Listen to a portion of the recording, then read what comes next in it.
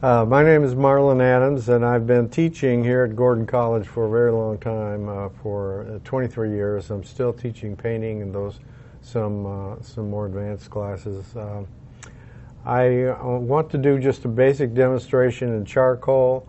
This is nothing complicated pose. It's a straight-on portrait using charcoal. Certainly there are a lot of methods that you can use to get to this point where you draw using a block in from the model. It's a little more complicated and it's a little more difficult to do from the model than from photographs or something two-dimensional. There are a lot of drawing methods that lead up practice-wise to this kind of drawing demonstration. There are several ways. Basically, drawing is to learn to measure correctly with your eyeballs. So basically what you're doing is training your eyes to see proportions and angles and all those kinds of things. And there are several ways to do that. There's academic methods are sight-size drawing, same-size drawing, and there is comparative measurement, which is probably the most typical. It's where you take a pencil and you measure a length to a width, or compare measurements so that you can try to get the proportions correct and so forth. I did that a lot. I also did a lot of grid drawing, and grid drawing is something that goes way back to Albert Dürer, Michelangelo, who expanded the drawings up into 20-foot drawings on the Sistine Chapel ceiling and those kinds of things. And it's also a method that grid drawing is not cheating in any way. It is basically proportioning out the drawing so that you're taking it in small bites, but it's all visual, so it is all completely training the eye to see the proportions like I spoke of. Now, the model is under about a 45-degree light from the front, and this is typically the most attractive light. You have this kind of light in the bathroom over the mirror and so forth. So it's a great lighting situation, and for an artist you want to have a good balance between light and shadow, so you have the opportunity to create forms and so forth that you'll see as I do this drawing. I'm going to be blocking in with some vine charcoal. I'm using vine charcoal, about a medium stick, a medium hardness, and I will be using, when I get down to some more details and so forth, some charcoal pencils.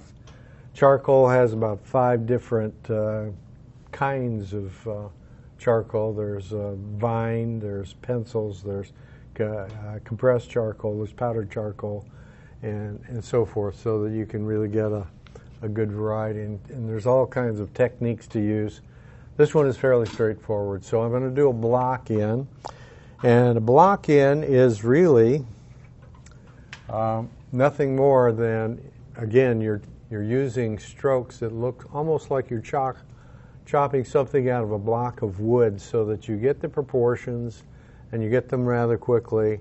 And so I use a technique that I've used for a very long time. You get first of all, the basic shapes. So I'll go ahead and start with a kind of a V shape at the top of the head, and then I'll do the outside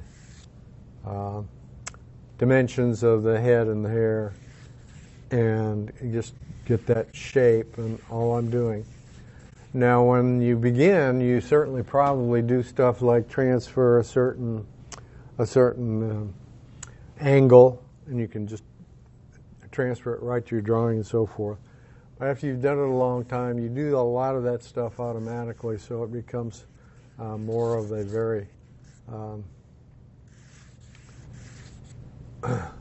very practiced and easy to perform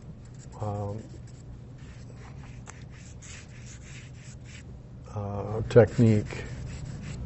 So I'm just, now I'm moving in. So basically when I'm starting, I start with the outside lines, get the basic dimensions and so forth, and I move in to start getting the size and shape of the face and so forth. And then you get down to the proportions of the features of the face. So I'm using straight lines. Those angles help me to get both the size and the shape of everything, and then I can kind of indicate the positions. I'm doing all this rather lightly, so hopefully it's showing up on camera here. The positions of the eyes and the other features of the face. The eyes are a little bit tricky because they're right in halfway between the bottom of the chin and the top of the head, and most people tend to draw those in a position that's 2/3 of the way up. So you have to watch that. And then I'm going to just position the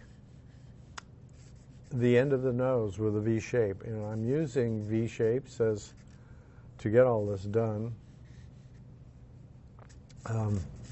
as I typically do when I start drawing the features of the face. And I want to draw the sockets for the eyes before I put the eyes in. So I'm basically just using angles and so forth to construct all these features. And also at this point, there are certainly a lot of generic types of proportions in a face. The eyes, for instance, are one eye space apart. The nose, typically, it just depends on your model, typically are about one eye space wide. The nose is usually, it just depends on your model, and you have to do all the proportions. You have to look at all those very carefully and get them down. Now I'm using a double line here, especially on the outside of the eye, to get the width of the eyelid before I put in the position of the lower lid and so forth. There are all kinds of things to observe, and this comes from actually drawing the proportions of the features separately before you get into drawing them on a live model or whatever. So it just takes practice, and it all, you get used to the proportions that you're having to use over a long period of time. So I use straight lines. I will eventually straighten all those things out. And let's see, I had you looking somewhere. No, right about there. Look at me again. All right. I'm going to go ahead and just choose one position for the eyes of the model. And I'm just using a straight line to position the iris before I get into the pupil and all those other proportions that we'll be seeing.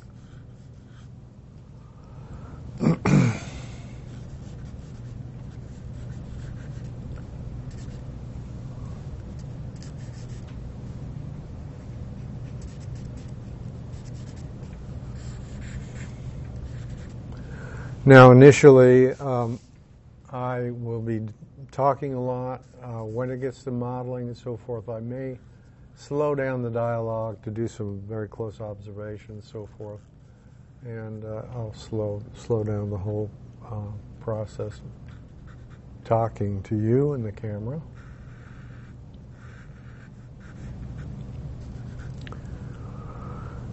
So I want to kind of check my proportions here, see that the length of the nose and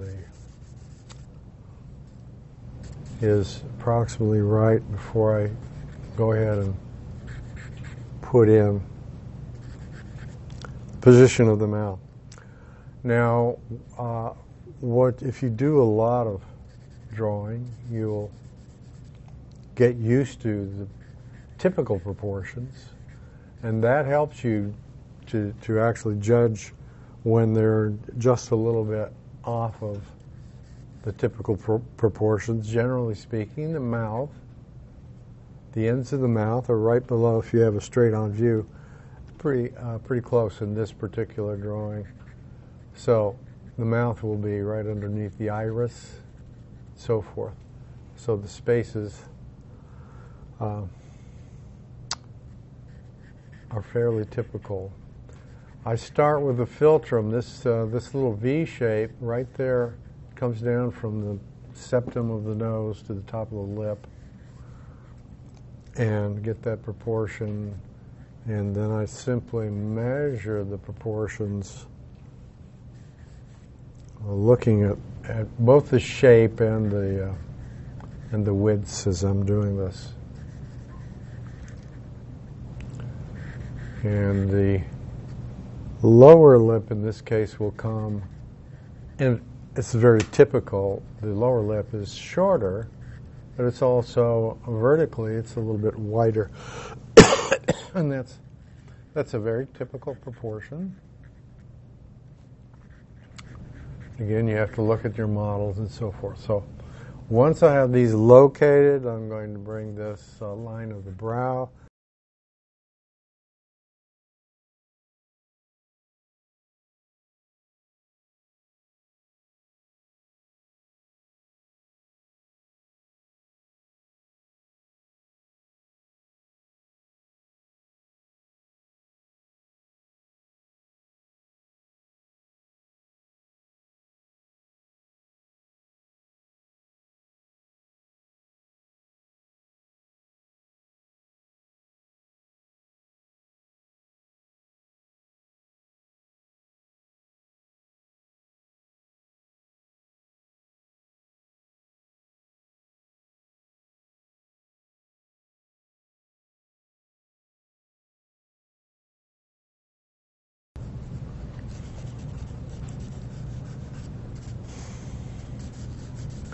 So I'm going to just do a quick location of the shadows. I'm going to put a shadow over the entire eye socket and down into this bridge of the nose.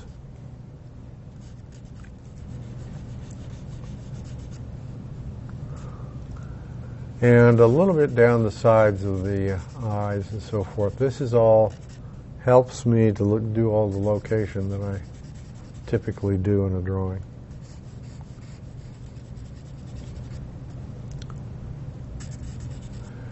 Now we have light that's coming from a couple of different directions. The dominant light is from my upper right-hand side, but I'm going to actually maybe put in a little bit of side lighting and so forth. We've got light from on top. Here's the shadow from the nose, and this shadow is very important. The height of the shadow right on the bulb or the end of the nose, and that can key me in on all these shapes and so forth. And I may change the proportions, and I have found over a long period of time that I have a tendency to make the features a little bit larger than life, and then I tend to shrink them as I draw. You find out what your tendencies are, and then you learn actually to compensate for all those things. Okay.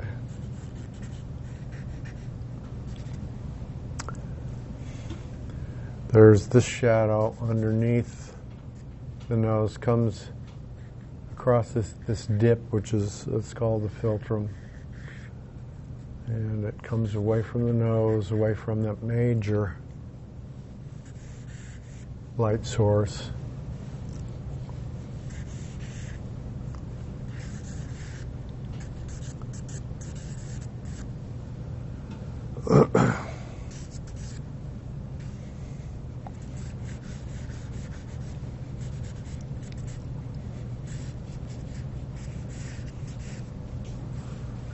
length of the shadow on the chin and across the cheek like this.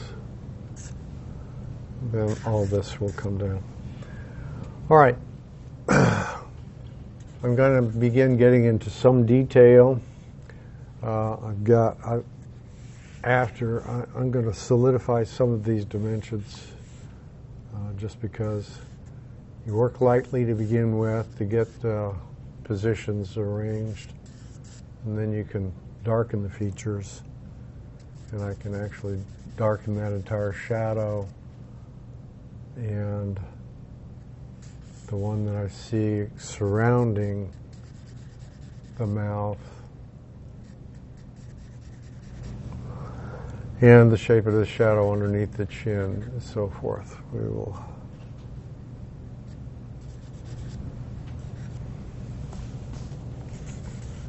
once I start in detail getting the forms, let's see, open your eyes just a little wider. Okay, wonderful.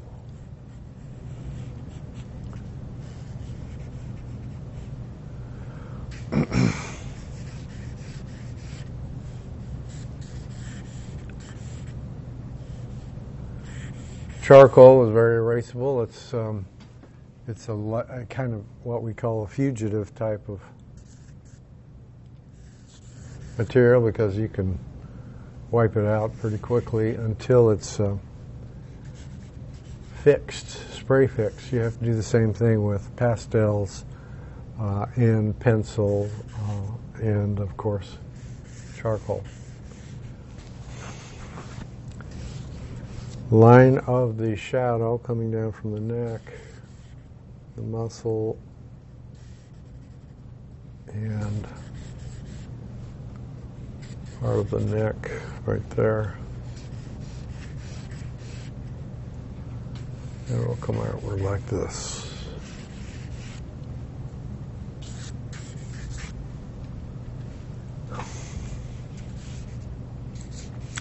Now, to get the angles of the chin, for instance, what I do, it's a typical type of measuring device. You look at where the line goes as it crosses the face, for instance, so that you get the right length of the shoulder, and she's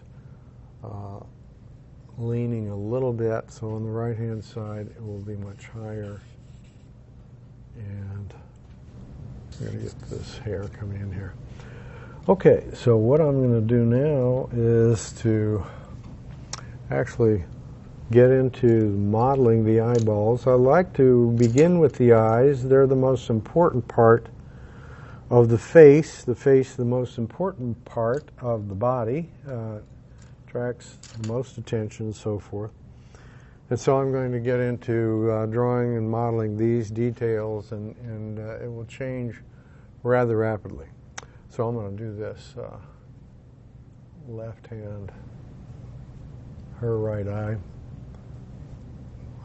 left eye from my position. This line is a very important line of the lashes. It really does, depending on how dark that is, it helps give the eye a lot of attention. That's, of course, why women use makeup to make the eyes more contrasting. And I'm going to make the highlight in the eye a little bit bigger than I see it. It's just barely visible. But that gives the eye a very, almost a liquid type of texture. You're dealing with about 3 different types of textures when you're drawing an eye, or you're drawing the face, actually, the hair, the skin, the eyes, and so forth. So, and I'm going to leave a kind of a catch light in the bottom of the eye, so that the top of the eye is shaded by the lid, and its shape, actually, the iris is a concave shape. That means that actually actually has a dip in it that goes away from you, while the lens comes towards you. So you've got the highlight on the top and the catch light. It's the same thing if you're drawing a glass bottle. You have the same types of reflections that come away from that. Now the white of the eye, in this case, is going to be almost, this is going to be light on the light side where it's catching the light. But it's usually about the same value or darkness or lightness as the skin itself. And it certainly depends, again, on your model and all the contrasts that you're working with.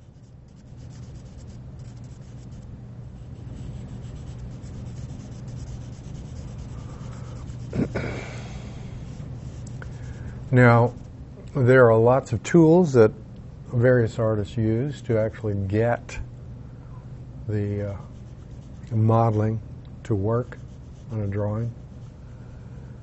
I'm very primitive here. I'm using charcoal sticks and pencils, and I'm not using any of the blending devices that are most fairly typically used.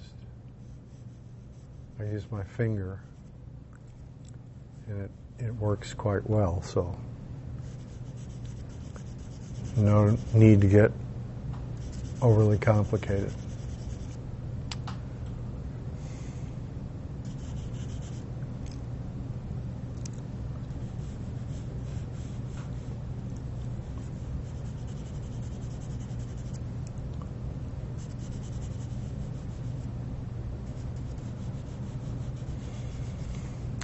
And the shadow across the bridge of the nose, that's also this part of the skull called the glabella. That's where David hit Goliath and killed him. It's right there between the eyebrows. That goes a touch darker as you go across from one socket to the other. And you have to look at just how much shadow there is in between.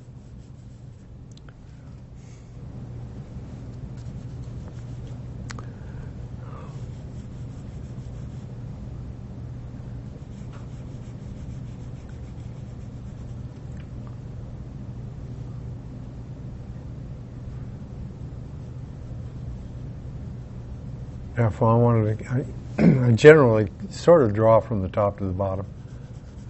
And I use my little finger very often to support my drawing hand on the surface. That I think I just adopted from one of my teachers way back when I was in college learning to draw and those kinds of things. But you can certainly use a mull stick. A mull stick is used by painters to keep their hands off the surface. That's a stick that hooks over the top that they rest their hands on so that they keep their hands off of their work. And I'm going to just give a general value on this left hand side of the face as I see it on my drawing. And you're beginning to get some of the modeling working here and seeing some of the dimension come out.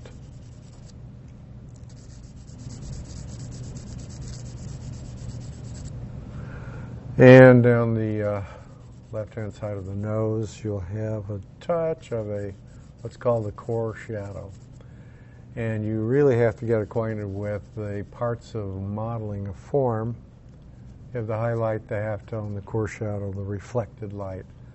And to know what those things do.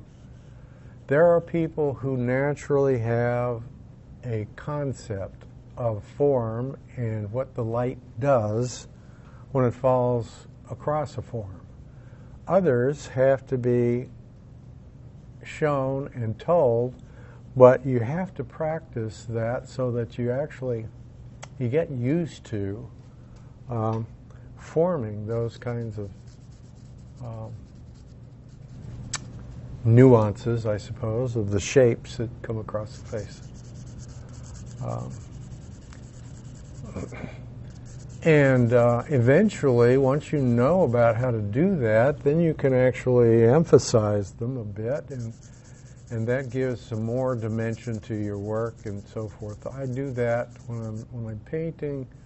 I actually try to, or very often will overdo some of the color and the modeling, because I just love the effect of the form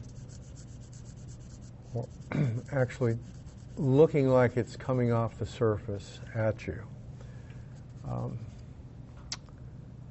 Now, this kind of drawing, this academic technique, is not often taught. They tend to emphasize, if you go to college, they'll emphasize doing gesture types of drawings. That's all good, but I found that not many people could do an academically very precise drawing. That comes just with exercising your capabilities until you no longer need most of those other devices that help you measure. You're just doing it automatically. Your eyes just do it without even thinking about it. It becomes second nature to you after a while. And there have been artists, so one guy who got a lot of attention on 60 Minutes and wrote books about it and so forth, claiming that all the artists since the Renaissance have done nothing but trace their images and so forth, and the man could not draw. I don't know that I should name him. Otherwise, he wouldn't be claiming that other artists could not draw, because his work was rather abstract. And if he'd looked around, of course, very far, he would have found plenty of artists who had been trained to do what I'm doing right here.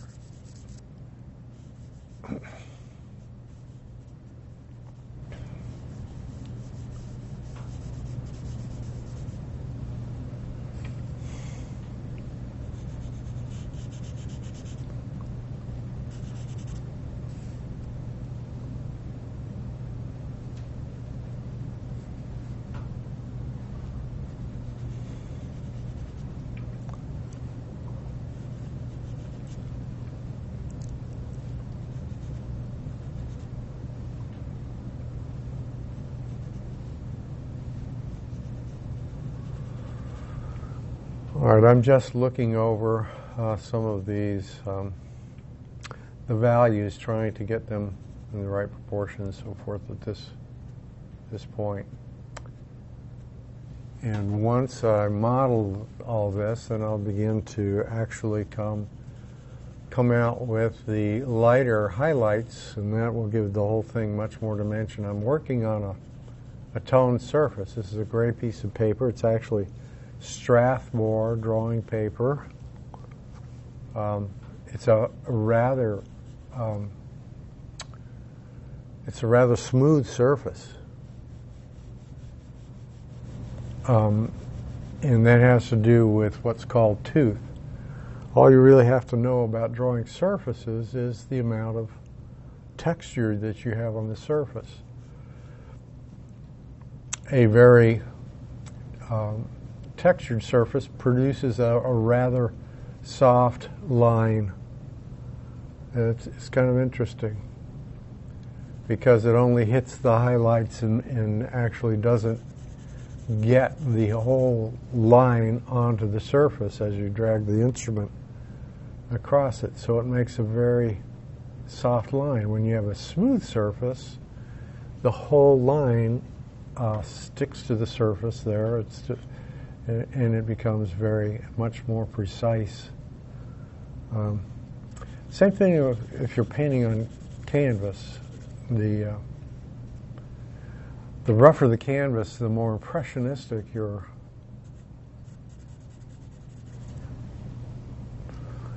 effect will be. So I'm actually going to give the nose, a little bit of value coming down the entire length of it. And then I have to figure out exactly where this indention right above the flare of the nostril occurs and put in, that's a deeper value. That's not getting much reflection. Sclera overlapping. The sclera is the white of the eye that overlaps the iris and creates this a little bit of a shadow. And that's the reason. That's the reason why you have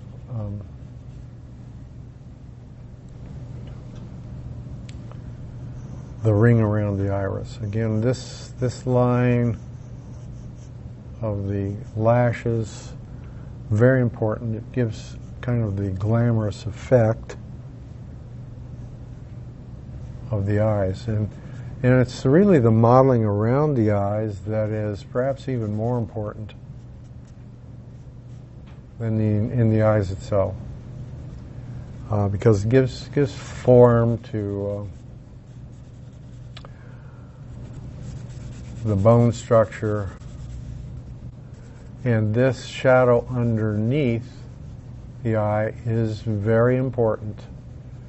Most people think that it's bad to put in a shadow beneath the eyes, but it really has a great effect, because it really gives form to the eyeball when it comes up on the face and meets the eyeball. Of course, it tends to bend forward, creates a concavity there, and it actually makes kind of an indention there that gives form to the whole socket area.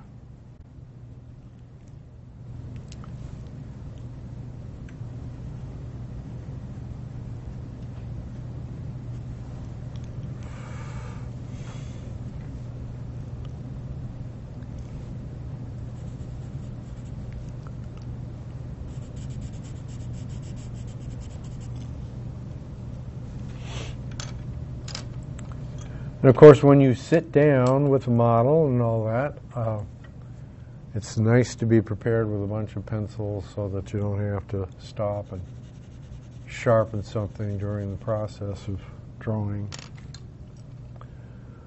So I got a bunch of, these are rather soft charcoal pencils. So they get dark in a hurry. This is a 6B. And in case you aren't familiar with the grading of pencils, they do this with the graphite pencils also. The number 2 office pencil is right in the middle of the gradation of all these instruments that we're using. And they grade the graphite pencils the same as the charcoal pencils and so forth, in hardnesses, so that the softer pencils give you a blacker line and so forth. And so they grade from I think in graphite pencils, 8B is a very soft and dark pencil. And the only place I've ever heard what the B meant was in a drawing book that says it's for the blackness of the pencil.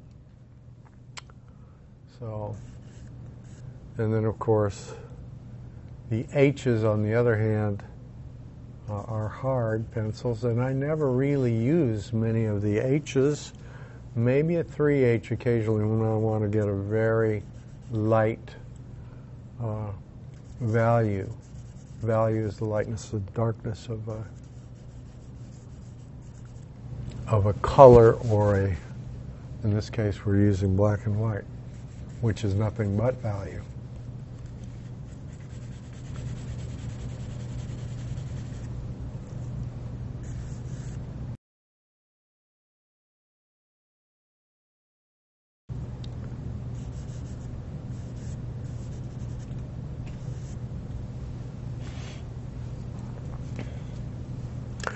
And when we come down here to the nose, we're going to use what's called a core of shadow. all of those gradations of values, the highlight, the halftone, the core shadow, the reflected light, have typical values. The highlight, of course, is the lightest. The core shadow is kind of in between. You have a reflected light, which should never be as light as anything that's directly in the light. And the cast shadow is generally the deepest. That's what you get inside the nostril and underneath the flare of the nostril, right there.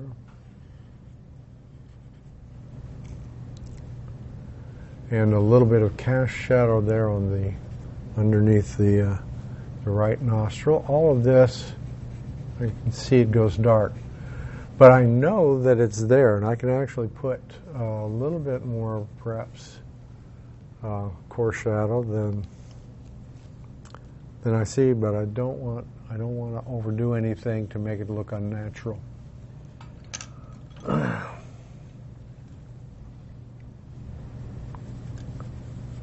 And as soon as I pick up the white pencil and start putting in highlights, it's going to make a different drawing entirely.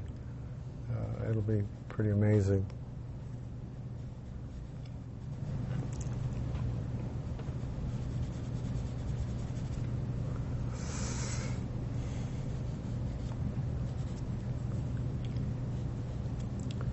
And our model, I would guess, since this is the first time I've drawn her, has never posed for an artist or any, except for a camera. So this is new to her, which, and she's doing a fabulous job of holding still. It's kind of hard to do, and that's the reason, especially, when you get into figurative types of drawing, it has, you almost have to get a professional model who's used to doing contorted types of poses and can stand that kind of thing. This is perhaps less difficult to pose like this. And until you pose for a drawing like this, you'll never know what it's like. I did not know what it's like. I had drawn many models. And then I posed for an artist, and I thought, wow, this is really different. Having somebody stare closely at your all your features and so forth, trying to put them in.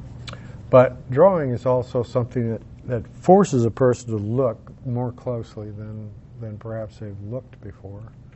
So you see things that you wouldn't normally see. Same thing happens when you go out and you paint on location. You look and look. I've done this in my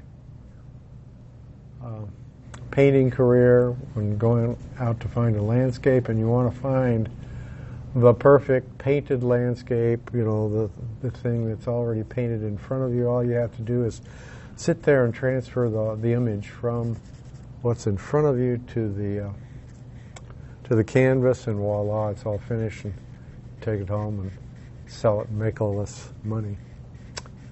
And once you finally settle down and find something to draw, what happens is that it sort of enlivens your vision, so that when you, on the way home, you want to stop everywhere and paint what you see, because you see everything as a good painting. After you've settled down and begun painting, it just kind of makes you see things differently. It's quite an interesting process.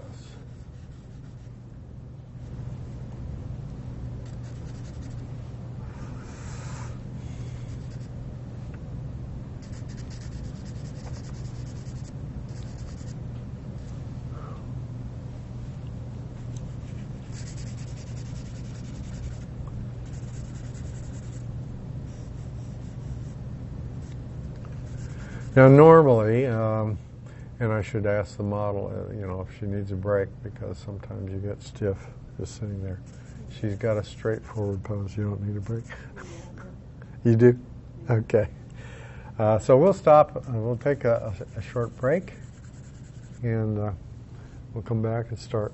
Ready to go. We gave the model a needed break because sitting for portraits or anything is really a lot harder than it looks, and plus it's really good to get up and walk around every once in a while.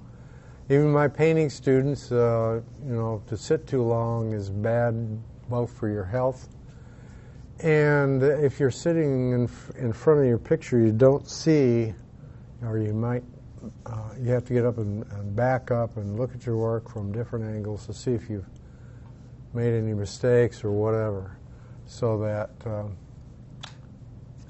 you can correct things in progress. And plus, you just have to get up and move around occasionally. Sitting for long periods of time is bad for your health.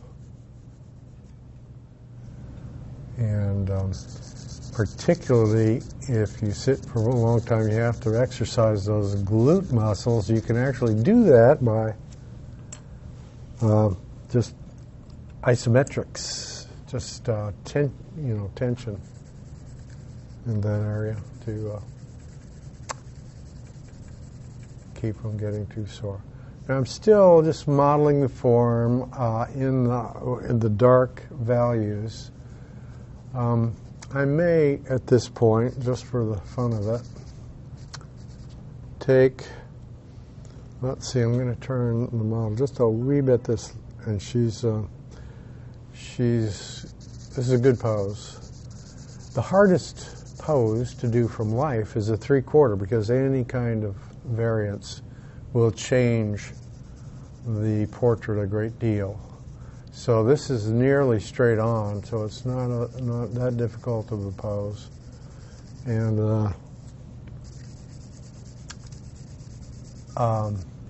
it's actually, I consider it to be fairly difficult to do a profile.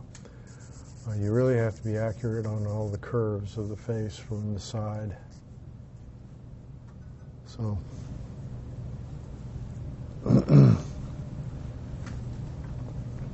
I actually found my good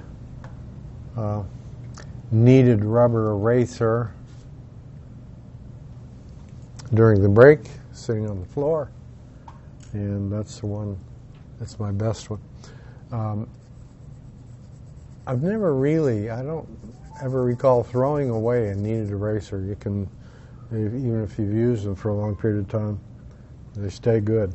All you do is stretch them, and the charcoal and the graphite is absorbed into the eraser, and they last a very long time. Chin down just slightly and turn just a little bit that way. Okay, that's fine. Now, tilt the head just a wee bit. That's right. That's perfect. Sometimes it's very difficult to get a model to move slowly. She does very well, so especially for her first time. So I'm actually going to pull out a white pencil here and start putting in a few highlights. This, of course, will help me, and the model will actually see me making some faces where I'm half closing my eyes and so forth. That's a necessary. I'm cleaning the charcoal off the white of the pencil before I actually use it, but you squint occasionally, and the reason you do that is to actually eliminate some of the values, so that you're getting the general values, making those more visible, and it gives you the general look of the portrait. There are two methods of drawing, and it's associated with this, what I've just been talking about. This is gestural type of drawing, where you're looking very quickly and try to grab the essence of the pose and so forth. And that's a necessary form of drawing. And if you're a good artist, you actually do both. So there are times when you're squinting to eliminate some of the information, and then sometimes when you're looking very hard to get a little bit more information. So you have to actually go back and forth between the two so that you don't get things out of proportion, because you can do that if you're looking at detail. And then the gestural effect helps you, gives you the general look of the entire portrait, making sure that the general values are there, because the whole process of drawing has to do more with the general values than all the details. You can get a likeness without using a great deal of detail. Simply, getting the proportions right and the values right will give you a lot of information, almost all the information you need. Same thing with painting. Same thing happens. You're painting a landscape, a portrait, anything else. This is the reason why the Impressionists could get away with just getting the values and the colors right. If they do that, the painting is half painted. Then the details are just icing on the cake. And if you like looking both from a distance and getting those correct, I like it when I see a good drawing. I'm fascinated with other artists' work. And I think that's typical of almost all artists. They admire other people's work, perhaps even more than their own. Chin down just a wee bit. Okay, very good. And I suppose that's just from getting used to looking at your own work. If you look at anything, or if you eat the same thing all the time, then it gets a little bit boring. So variety actually adds spice, and when you see other people's work, you perhaps it becomes more interesting. Now I have a little highlight down the entire barrel of the nose. This is a secondary highlight. And in most cases, when you draw a portrait, you don't want a lot of different light sources. Sometimes it can be very fascinating to have bright light on one side and a side light coming from the opposite direction, because we can read that kind of form very effectively. But generally speaking,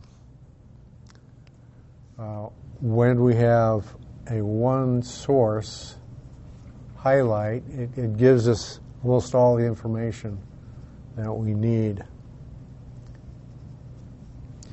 And again, when I talk about all this stuff, some people will just be naturally very observant, and they understand form.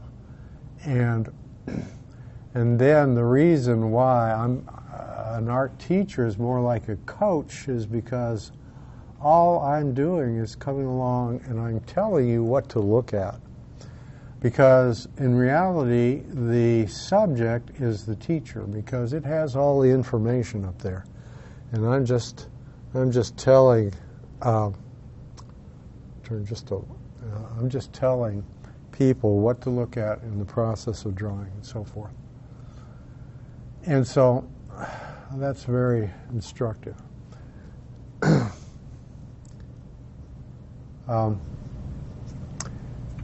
And I enjoy teaching art. I think those who are sincere artists generally they come and they're almost like children who really want to know how to make something look like it actually looks.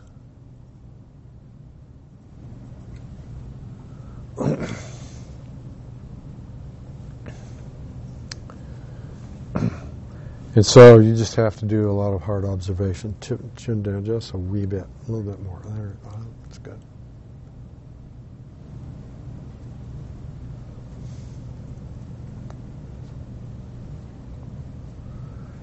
So in the process of drawing also you want to talk about the forms of the face and all that without insulting the model, because you have to have a model in order to draw, and we don't want them getting up and running out. But that certainly is not going to happen here. But now we're getting some of these proportions coming into view, and I'm going to cut in. I'm looking at this distance right here from the eye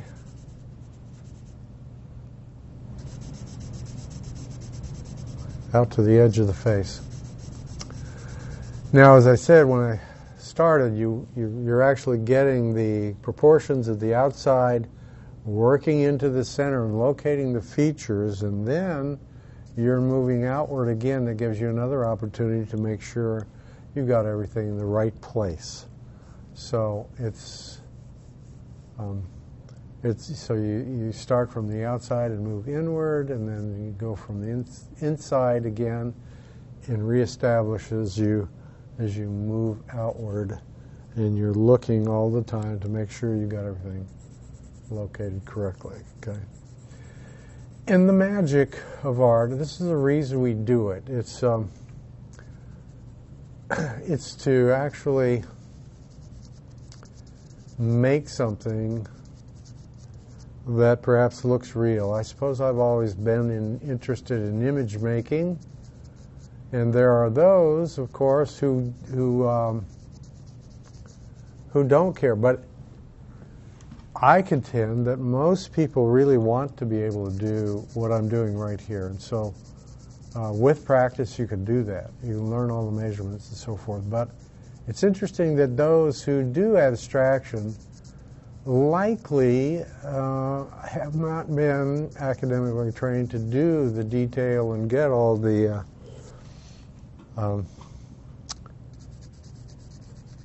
proportions and the forms as they really are, and in some cases that they will perhaps claim that it's just not important.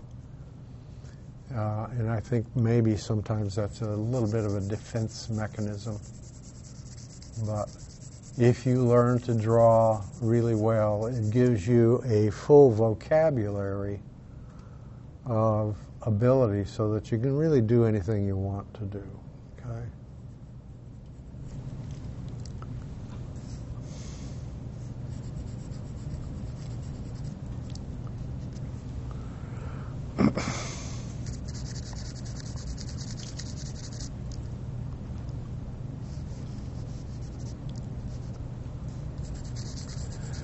And drawing from the model is the most difficult for a couple of reasons. The model can move around, and so you have to actually direct the model sometimes, because that's called floating. And some models just cannot hold a pose. I've had those kinds of people pose for me. In that case, you just have to take a photograph and work from a photograph. But it's revealing, of course, to work from life, because you see more. You always do. If you're painting from life, if you're going outdoors and doing plein air, you see things you will never see in a photograph. And good realism is always better than photography. Photography techniques are getting better all the time, and of course you can edit, you can change things nowadays. But I suppose the whole reason we do it is because we filter the information, the artist filters the information from the model through his mind and his hands and so forth to the surface of the paper. And it gives you a little information as to what he was thinking about in the first place, and what he might be interested in, all that.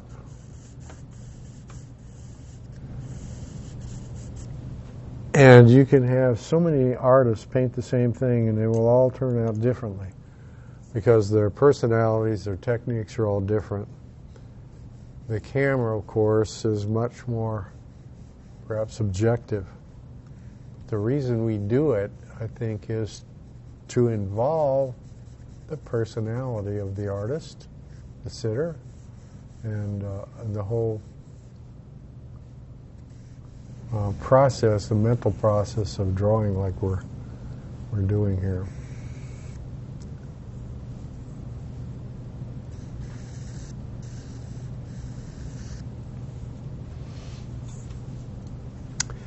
And once you're acquainted with the forms, once you're acquainted with what it is you're actually drawing, you can actually do things that are better than life. I will give you examples from the Renaissance. Michelangelo, for instance, made a landscape of the figure. He was interested in the human body and the articulation of the bones and the muscles, so much so that both he and Leonardo did dissection of real corpses, as horrific as that might seem to some of us. They wanted to know the interior and to be accurate, and Leonardo was so accurate in his anatomical drawings that they could still be used in textbooks today. And you'll notice in all of Michelangelo's work, it gives great power to what he did. Even in its a rather ruined condition over many centuries of soot that covered Michelangelo's paintings on the Sistine Chapel ceiling, there was still a great deal of emotional power that came through because there's such tension in the poses of the models themselves that you come away from that, and the effect is everything else looks a little bit boring because it just doesn't have the kind of emotional power that the figures themselves have. On the other hand, Leonardo was interested in doing what was called sfumato. That was an Italian word for smoky. He was interested in these very, very subtle gradations of values so that his models were very softly modeled, very soft forms. And it made it interesting in a totally different way. He wasn't concentrating on the bones and muscles so much as the very smooth general forms of the figure and so forth. And you see that in his work. And I think he was really the first one to give us some really good what we call atmospheric perspective in his landscapes and so forth. But he would actually put a model in a patio with a cheesecloth draped overhead, so you got this. So he had this very soft modeling that he could actually use on the model. So I think as I draw this that I'm tending more towards the Leonardo in me, the softer modeling. I'm going for some softer modeling here. Now I do see a little bit of what's called core shadow. Core shadow occurs right between the light and the shadow, and the reason it gets darker at that point is because the reflected light fills in a little bit on the shadow side, and it gets a little bit lighter, but right at the juncture between the light and shadow, you don't get that reflected light, and so it actually gets a little bit darker, and that's why you have a little bit darker value right there on the end of the nose, and perhaps right there on the septum. It is a little bit deeper right underneath this flare of the nostril. And if I get all that, if I know my modeling and put that on, then I can maybe even emphasize the forms as I look at them. Again, it's a little difficult to find really good teachers who actually will teach you an academic approach to drawing, or will talk about how to model forms and how to structure the forms and so forth. And I think that kind of information is to be valued,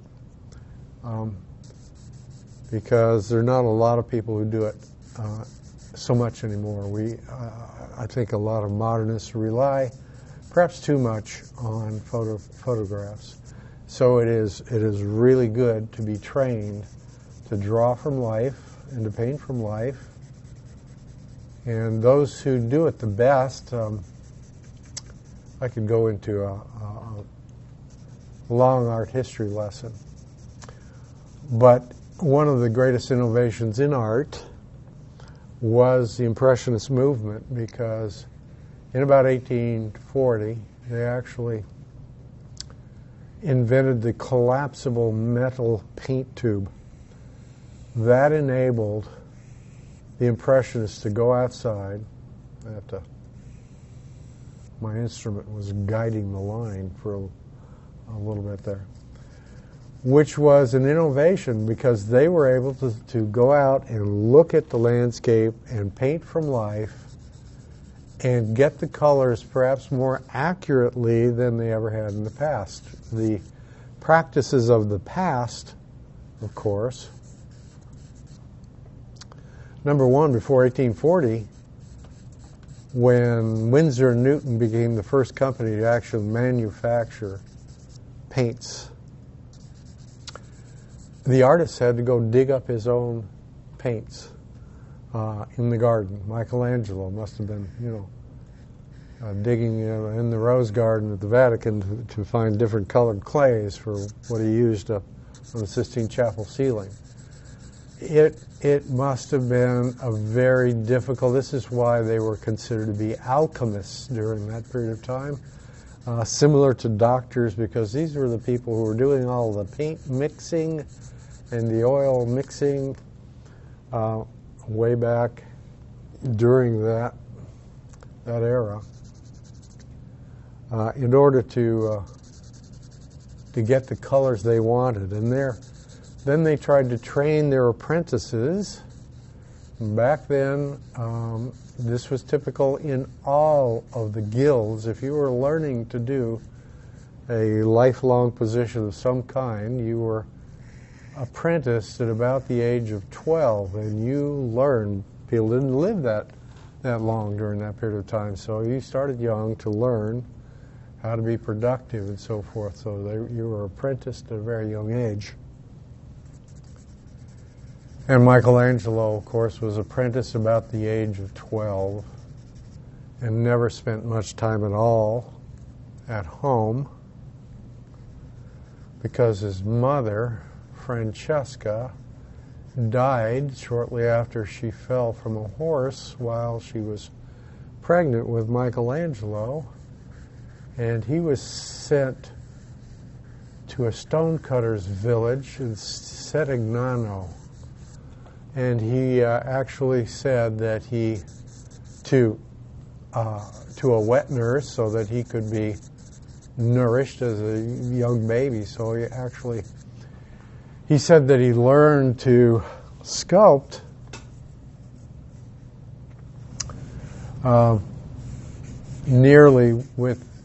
he drew it in with his mother's milk. So at the age of like 8 years old, or even before that, he was handling a hammer and chisel.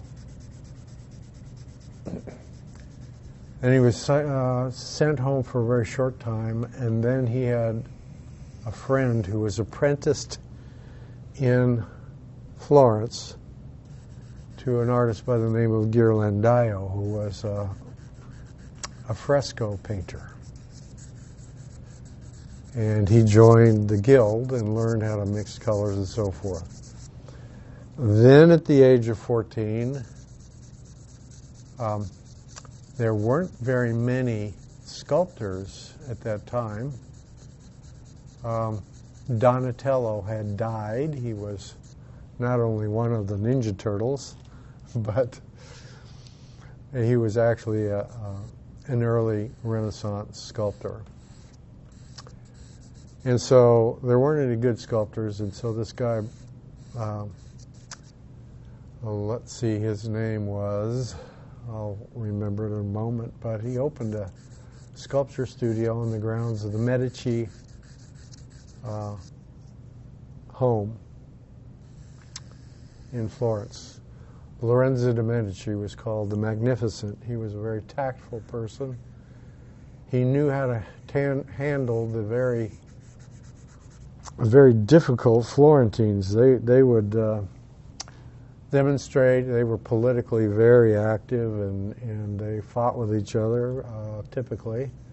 But he was a very good manager, and he happened to keep the peace very well during that period of time. But he was called Lorenzo the Magnificent, and he's the one who started the sculpture garden, Michelangelo's, on his own grounds there.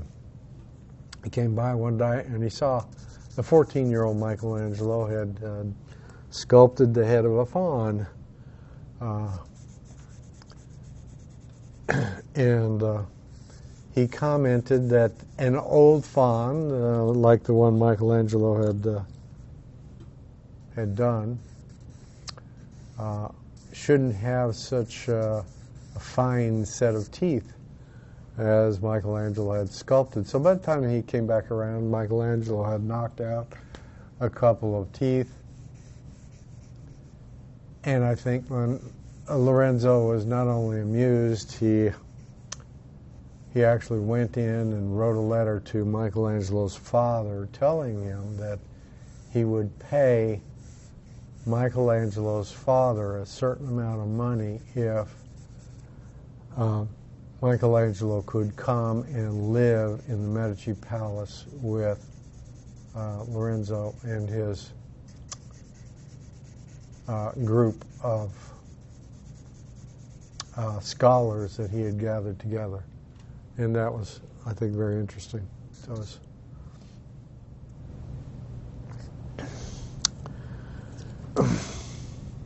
And at the time, all these scholars came from Constantinople and so forth, because that happened to be perhaps the highest center of culture at the time. These are the more educated people.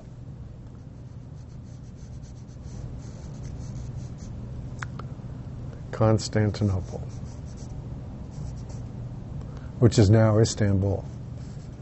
Originally Byzantium, then Constantinople, then Istanbul, and it's still Istanbul.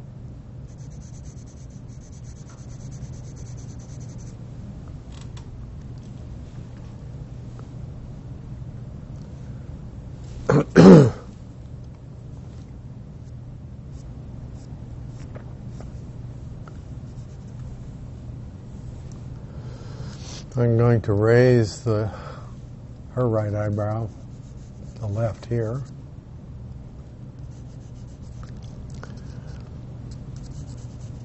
Because sometimes she raises that eyebrow and it gives her a kind of pensive look. So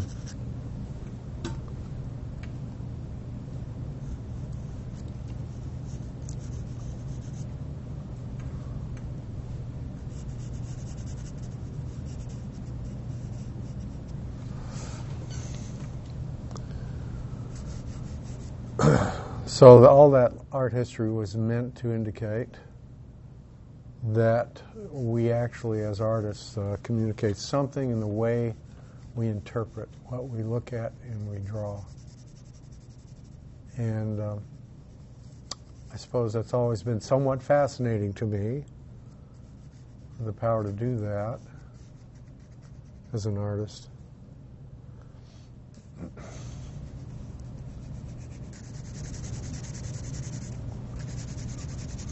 You know you've got a good model when you can give them visual cues and they just do the right thing for you.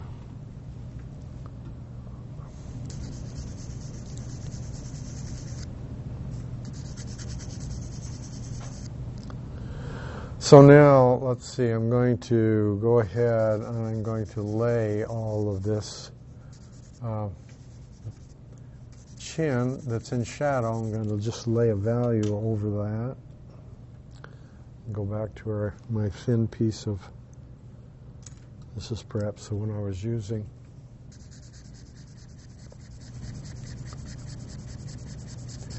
Now you see, as I've been doing this drawing, that I'll stop sometimes and just rub it with my finger. And certainly you can wash the charcoal off, not that it's any kind of bad thing to have on your finger. Or you can use a kneaded rubber eraser and just wipe it off. I paint differently, of course, than everybody else, and an artist can only teach what he really does really successfully. So the student actually should be looking for the opportunity to study with those whom he really admires as an artist and so forth. If you want to do realism, then you find out if they have good realists. And again,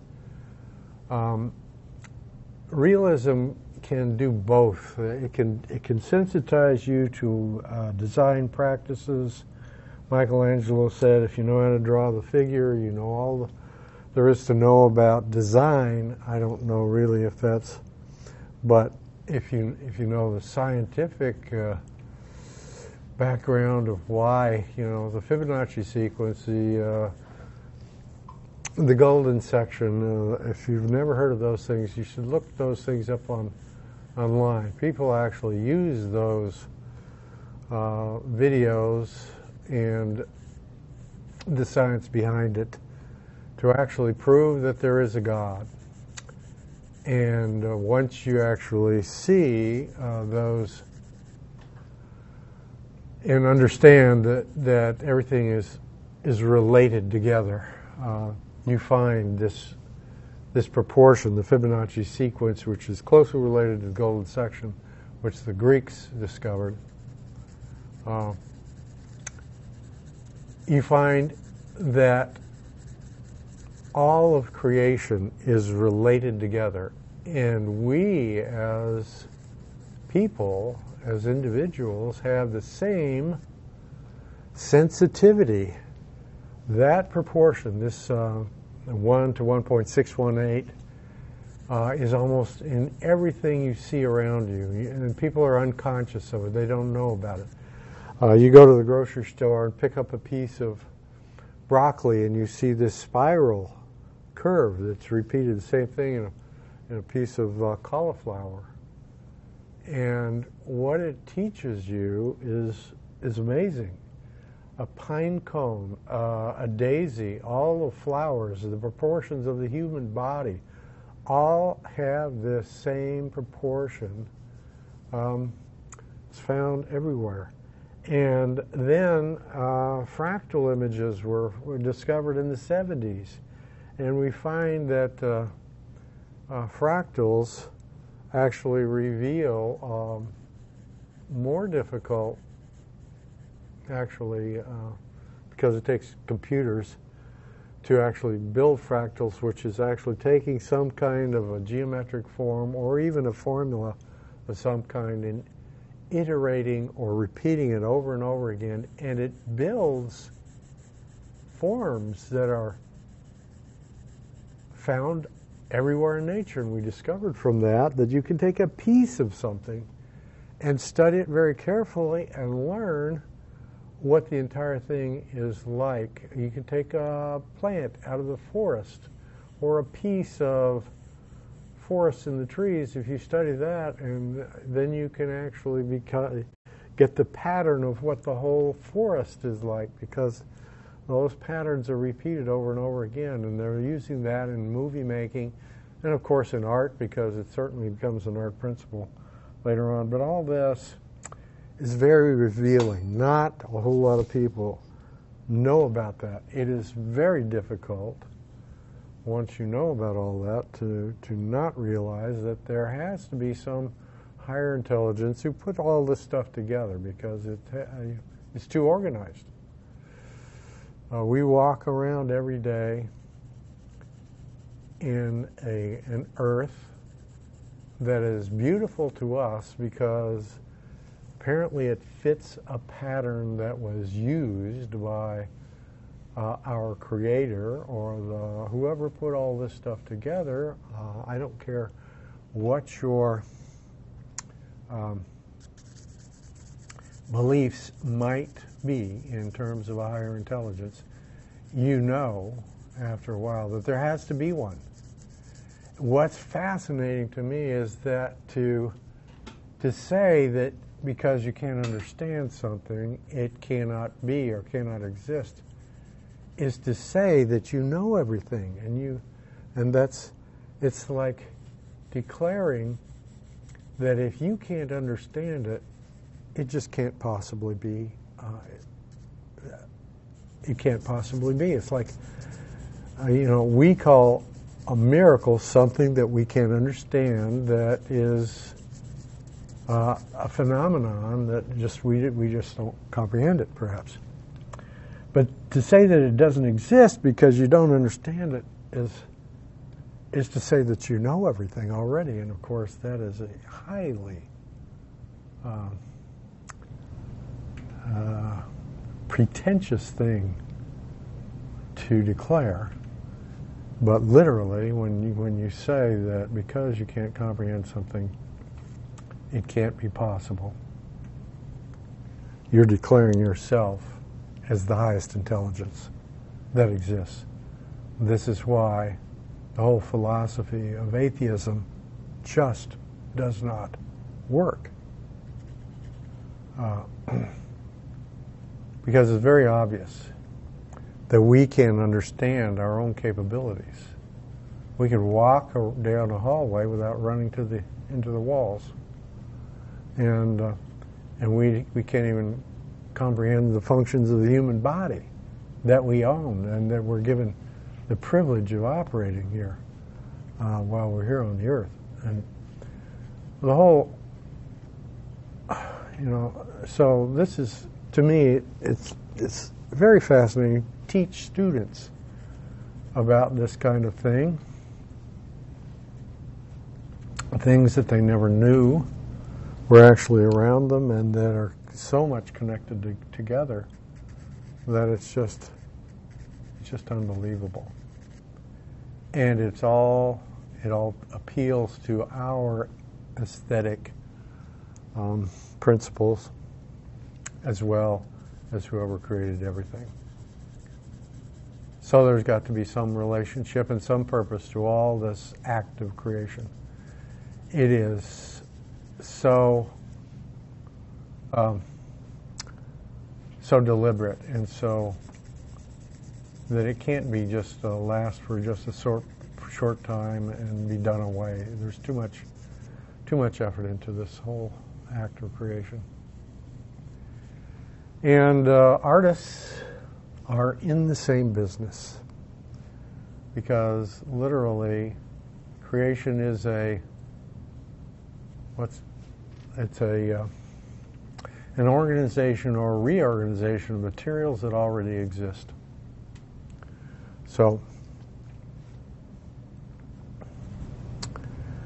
that implies certainly that we don't pop into existence, we don't pop out of existence. I don't want to bore anybody in too much philosophical things, but it deepens our understanding when we begin to just think about what is happening around us and why and so forth. Artists have to be observant, but there is so much that is a scientific basis to what we do and why we create things. That I think it's so good for us to be acquainted with those things. Chin down just a little bit. Okay, very good.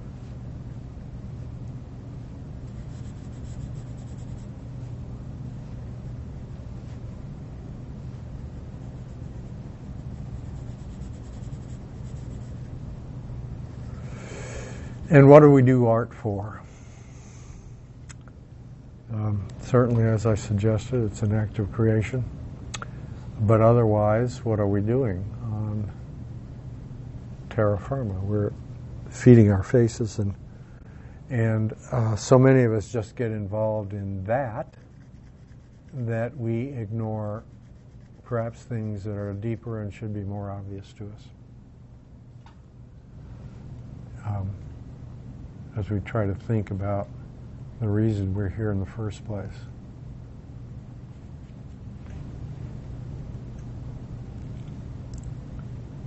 I don't want to turn this into a, well, philosophically I think it's okay, but you start talking about anything that has to do with the purpose of life and all this kind of stuff, then people get a little bit anxious.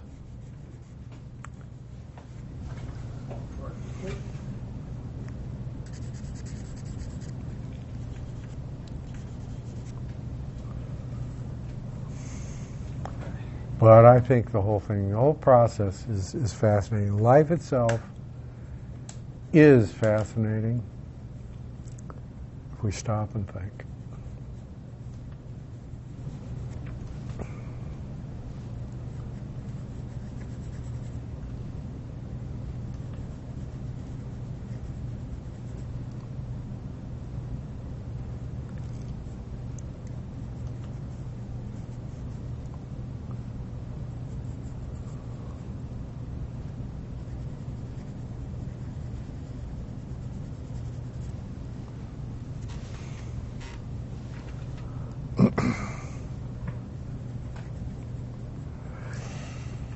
And I think, of course, the whole act of observation and deeper observation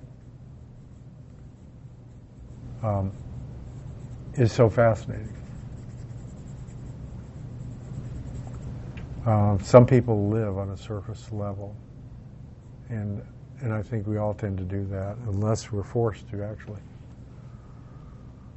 look deeper and try to figure things out, why we're here, what we're doing.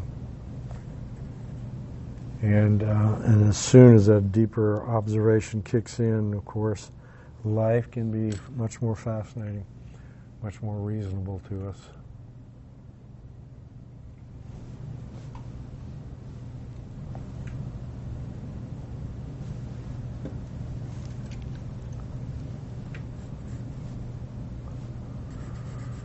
So I'm actually trying to look at these forums, and as I'm still close up, so if I get away and look from a distance, I'll be able to see my work and see if I need to make any changes between now and next time. But I know, because of my experience, that I generally, if something has to be moved, that it is usually fairly slight, unless I just really misevaluated something. So it gets easier, of course. Anything you do over and over again becomes easier for us to do because our capacity somehow increases.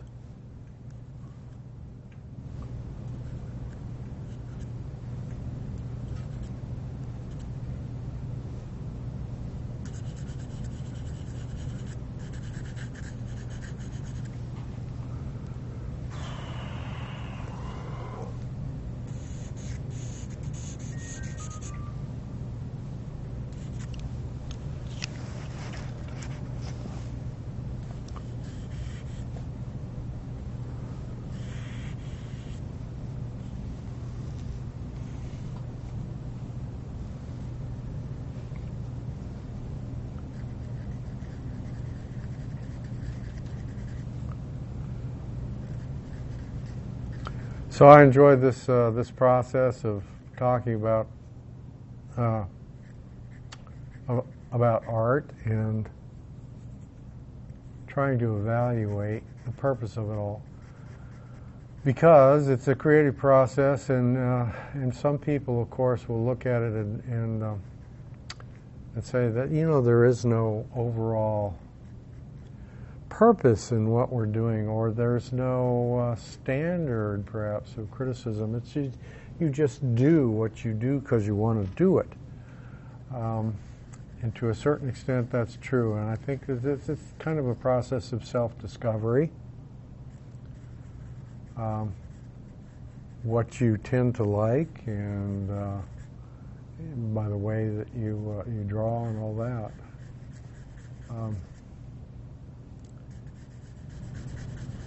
But it's also a kind of communication.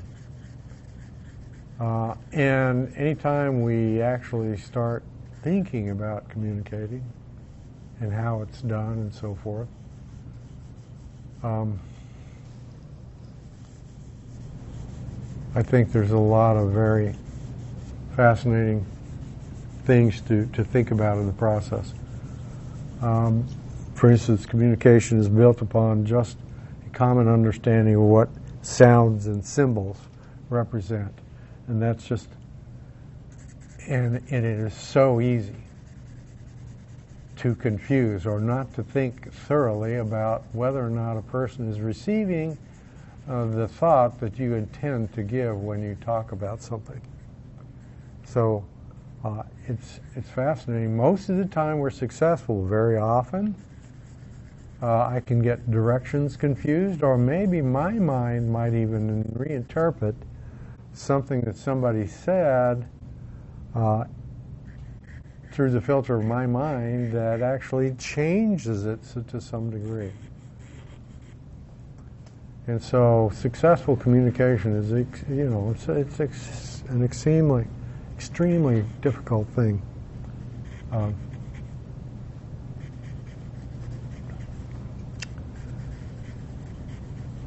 And so I think there's a third element. Body language, of course, comes into that, and we have to read all the emotions and everything that we're trying to take in at once.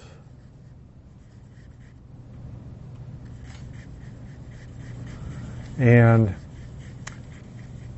the arts are literally built upon the major factor in all the arts is emotion. As far as I've been able to determine in my philosophizing about art, there are only three criteria to judge between, or what makes good art and what makes bad art. The first is the emotional content, because that's actually what we're trying to communicate.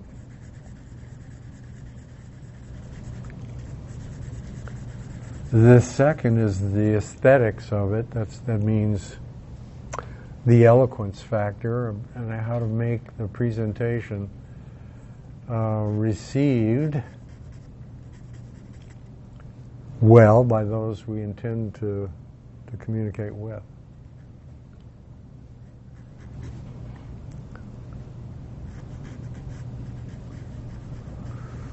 And in the arts, of course, we use principles of aesthetics, which makes it art. The drawing, the design, all the design principles involved that makes it more than just a picture or an expression, more than just an expression of emotion.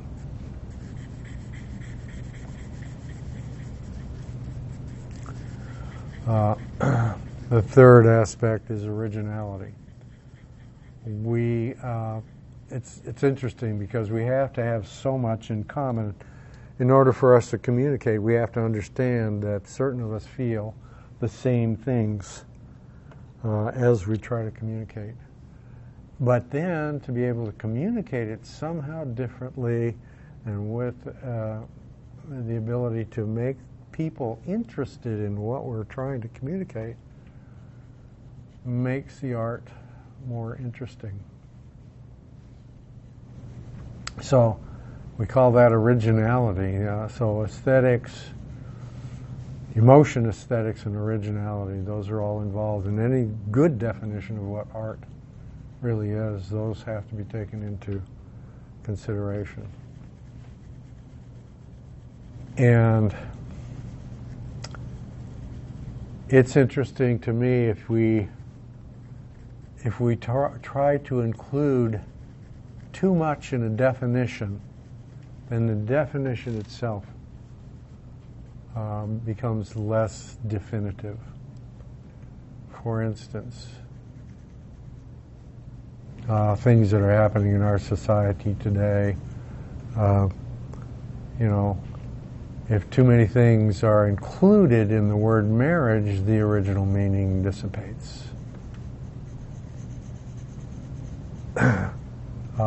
If too many things are included, if everything is included in art, if everything is art, then nothing is art. The original definition dissipates, so it's not it's not art anymore. So, and I think we've seen that in the arts. Another thing that I find very interesting about the arts is that, especially in modernism, the whole emphasis was, and is, and has been, innovation. If you can make it look and sound differently than we've ever experienced anything before, this is modern art. The whole emphasis was innovation, was to do something that had never been done before. But I submit that almost anybody can do that. You can sit down and write stuff down, that you can do some act or some visual, find a visual object and declare it art, or do something so differently, and it's not hard.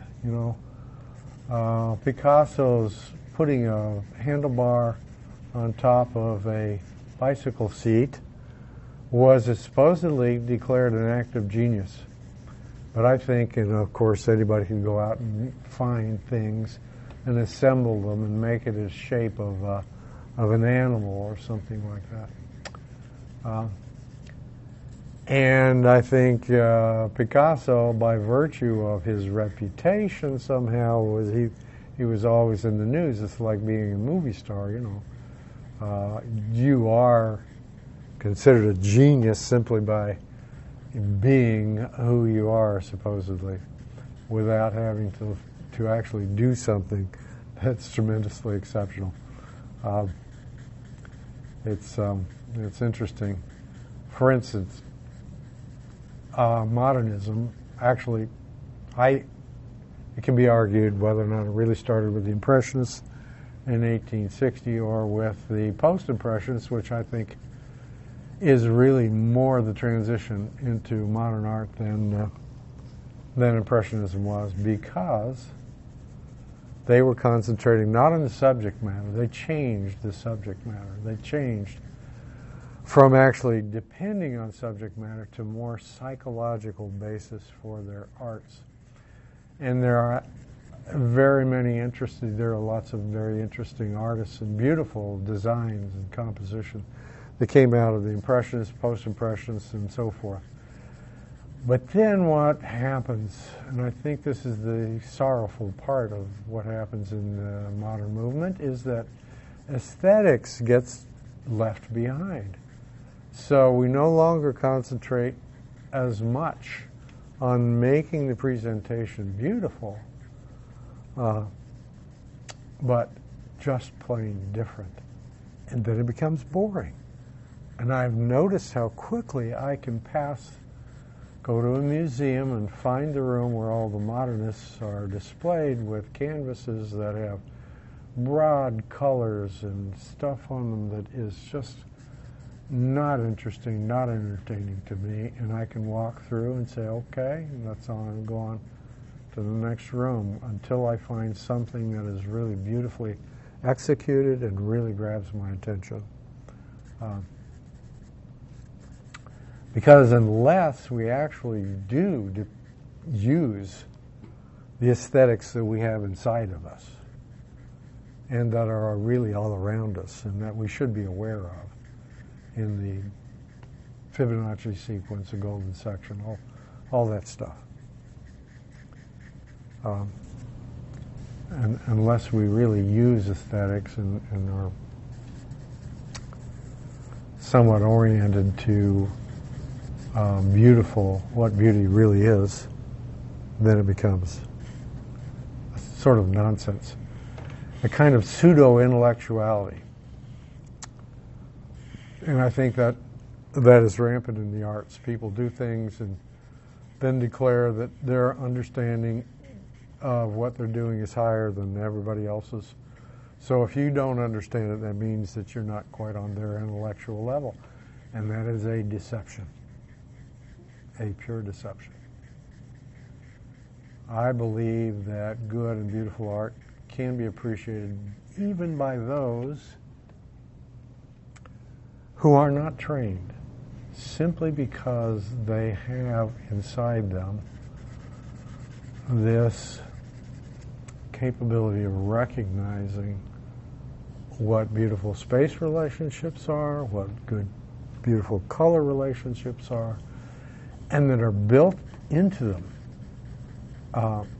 It's natural.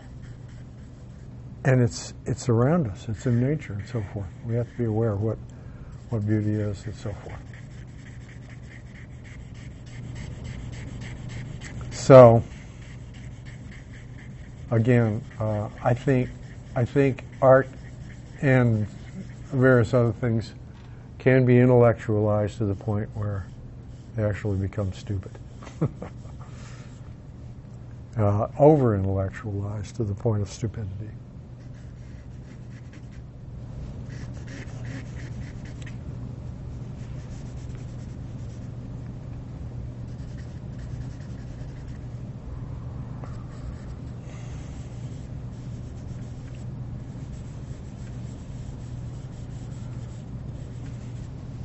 So my ramblings have gotten off of just the modeling and just the drawing stuff, but hopefully it's interesting to think about the processes and purposes of what we're doing, why we do it.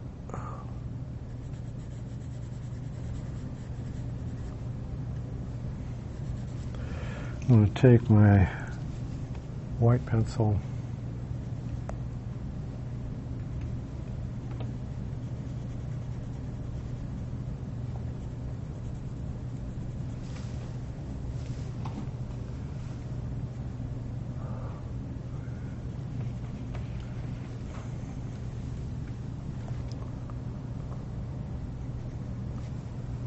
let's see, this is not this pointed.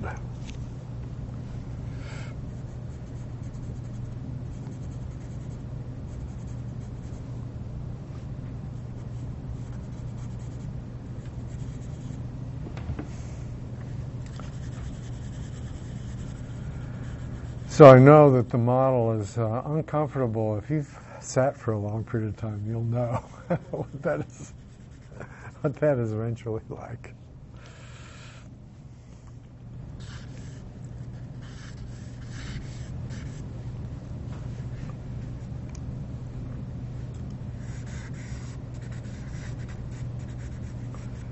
But I really appreciate the fact that I'm actually drawing from a model, and of course when we're trained in any kind of academic tradition, it's the drawing from life that becomes the great standard of ability.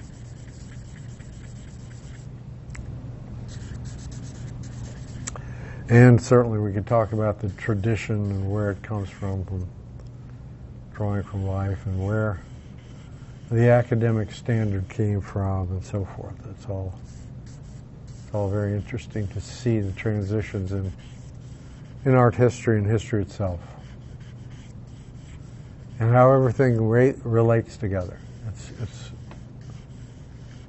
It's very, very fascinating.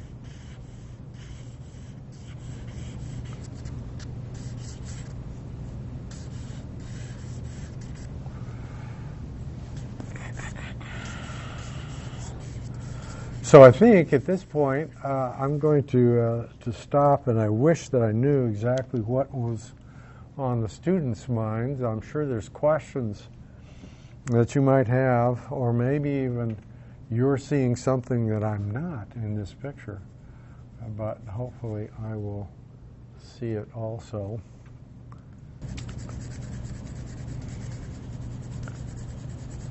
So now I get to back up and look and see what I need to do, and also I think at this point I've drawn from life, and it gives the model some relief. I'm actually going to take a photograph and maybe draw some from that so that we can shorten the whole process of drawing. But I do like the hair. Don't touch it. It has the nice this curve. There are rhythms if you actually go look up the Fibonacci sequence and the golden section, all that stuff. There are rhythms that we recognize as really beautiful curves that fit in the Fibonacci sequence and the golden section on that side. So I think especially considering the model, we're going to stop at this point. We've spent quite a long time, and I want to express some appreciation for the suffering that she might have gone through to get this portrait so far.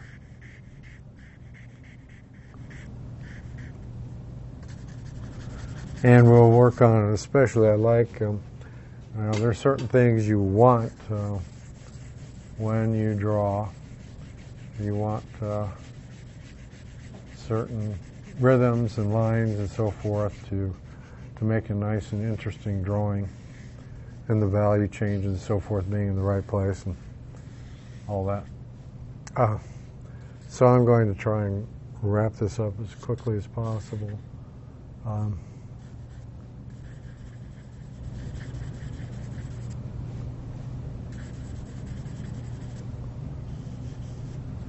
Hopefully I've seen a lot, and I will see more as I pull away from this drawing and come back to it. And I might see some things that I haven't seen so far. Since the last time that you saw this drawing on the video, I've spent some time. I actually took a picture of the model, and this was the first time she had posed for this kind of a drawing and so forth. So you're taking a little bit of a chance on a model being as good as she was. She was a very good, perhaps an exceptional model at being able to hold still and that kind of thing. I did take a picture and work from the photograph while I didn't have the model to clean up anything that didn't any of the details that needed to be adjusted a little bit here and there. So it depends on the amount of time you have with the model, and if you have a model that can come back and get in the same position and draw again, because you need some breaks occasionally to see all the little things that you might have missed in the process of drawing. So there's a little bit left to be done perhaps with this drawing. I could put in a little bit of background, because without some value or maybe a shadow here and there, something in the background, sometimes the face of the model will look like it's cut out and pasted on. It needs to have a little bit of atmosphere, and that's what I intend to provide a little bit. I want to talk a little bit about the materials that I'm using here, this is of course compressed, or this is stick charcoal, and this is a pencil, charcoal pencil, and so forth. And it's interesting because when you use this kind of material, depending on what you're doing, you try and get a very smooth value. Of course, you want to pull back on the stick and let the weight of the stick itself ride the surface of the paper to get a very smooth value. And certainly, pressing hard is really what changes the amount of value when you try to get a really smooth value on a surface like this. And you can go back and forth over the same spot to fill in any gaps in the value and to get everything smoothed out. And then if you wear a kind of flat spot on a pencil or a piece of charcoal, you can turn it a little bit so that you're back with a kind of a sharp point. Now this is fairly smooth paper, and I always like instruments that have very sharp points because you can get very smooth value with that, because it just gets inside all the little crevices in the paper so that you can smooth everything out. And certainly you can just rub it a little bit with your fingers and that'll help smooth it out. But if you're not careful, if you get up here and put a lot of pressure on it, you'll get marks that are in need of a lot more adjusting. You may have to lighten it with your kneaded eraser. So I want to take a shot here of these instruments and talk a little bit about the use of them while I have the opportunity here. Of these pencils and these sticks of charcoal, and this is a fairly new kneaded rubber eraser. To me, this is the most important instrument that a draftsman can use. It has the ability to pick up value from the surface. You can wedge this material, shape it so that you can get a point or a wedge to bring out a highlight or whatever you wish. It'll pick up the material from the surface. If you need more than that, of course, you can use a pink eraser. I think everybody's familiar with pink erasers. This is an instrument that I just, this is called General's Charcoal White. And this is my favorite white pencil to use on a charcoal drawing. Most of the other kinds of whites and colored pencils and so forth are a little bit waxy and that kind of thing.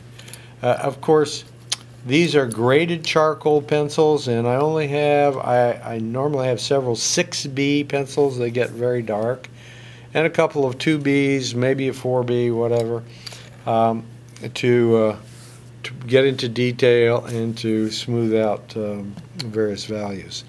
The sticks are much more rough in their use and so forth, so they're great for blocking, filling in general values and so forth. If you want to get more refined, you go into the pencil. So now I may see things I want to adjust on this particular drawing, and you know, as I looked at the model, even while we were drawing, I thought, you know, there are certainly things that we could have done to make perhaps a more interesting pose, perhaps maybe even a smile. But one of the reasons why you don't see very many smiling models is that it's so hard to hold a smile for very long. Not that it's hard to hold, but the muscles, you involve so many muscles in the face that it's tough for the model to hold the exact same position, you know, in a smile, and it changes the entire look of the face. You know, the eyes themselves get perhaps a little more narrow when someone is smiling, and it changes the cheeks bones and not the bones themselves, but the the muscles around the zygomatic arch, which is the cheekbone, the one you can, right there, that position, it'll get larger and so forth. It changes a lot. And the look of the person, of course, changes a great deal. And maybe it will make the whole thing look far more attractive when you have a person who's smiling and those kinds of things. But the principles involved in drawing and blocking in and those kinds, they're the same in every medium. Whether you're doing painting or drawing or still life and landscape, a block in, the principles are all the same. You look at the major markers and positions in the subject. If you're doing a landscape, you want to identify the horizon line, put that in, and then divide up to the less obvious markers or articulation points in the drawing. And by doing that, of course, you can get a very, very accurate positioning of all the things in the picture that you're going to be drawing, whether it be painting, a drawing. There's several kinds of dry media. Charcoal is one of them. Conti, there's colored pencil, there's pastel, there's all kinds of media that you can get involved in.